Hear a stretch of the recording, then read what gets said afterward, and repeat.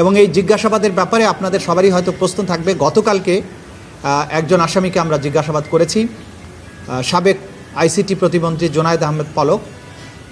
সে অনেক তথ্য আমাদেরকে দিয়েছে, যেগুলোর ব্যাপারে আমরা তার নিজের কাছ থেকে যেমন পেয়েছি, পাশাপাশি অন্যান্য সোর্স থেকেও যেটা পেয়েছি, যে জুলাই আগস্টের এই অভ্যুত্থান চলাকালীন সময়ে ইন্টারনেট বন্ধের যে নাটক করা হয়েছিল সেটি কোনো দুর্ঘটনা ছিল না। খায়ের টাওয়ার বা কোন টাওয়ারে আগুন লেগেছে এগুলোর কোনো ব্যাপারই ছিল না। সেখানে সে স্বয়ং স্বীকারোক্তি দিয়ে বলেছে বা নিজে স্বীকার করেছে যে এই ইন্টারনেট তদানীন্তন প্রধানমন্ত্রী এবং এই মামলাগুলোর প্রধান আসামি শেখ হাসিনার নির্দেশে সরাসরি প্রধানমন্ত্রীর কাছ থেকে নির্দেশনা আসার পরে তথ্য প্রতিমন্ত্রী নির্দেশ দিয়ে আইআইজি ইন্টারন্যাশনাল ইন্টারনেট গেটওয়ে, এই গেটওয়েদের একটা হোয়াটসঅ্যাপ গ্রুপ খোলা হয়। সেই গ্রুপে সরাসরি নির্দেশ দেওয়া হয় ইমিডিয়েটলি ইন্টারনেট শাটডাউন করো, এবং তাদেরকে এটা এনশিওর করতে বলা হয় যে করার পরে আবার জানাও যে ইট ইজ ডান।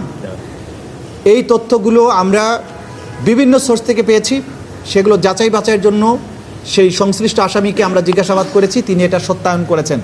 সুতরাং ইন্টারনেট বন্ধের মাধ্যমে জুলাই আগস্টের সংগঠিত গণহত্যাকে গোটা দুনিয়ার কাছ থেকে আড়াল করার যে আড়াল যে করা হয়েছে, এবং এটার ব্যাপারে যে মিথ্যা অজুহাত দেওয়া হয়েছে যে ইন্টারনেট কেবল লাইন পুড়ে গিয়েছিল, এটা হয়েছিল সেটা হয়েছিল, সর্বৈবভাবে মিথ্যা। সম্পূর্ণ প্রধান যে নিউক্লিয়াস শেখ হাসিনা তার নির্দেশে, তার পরবর্তী কমান্ডার জোনায়েদ আহমেদ পলকের পরবর্তী নির্দেশে এই ইন্টারনেট প্রোভাইডার যারা আছে, বিটিসিএল আছে এবং বাংলাদেশ সাবমেরিন কেবলস পিএলসি, এরাও চিঠি দিয়ে জানিয়েছে যে তারা কার কার নির্দেশে এটা বন্ধ করেছে।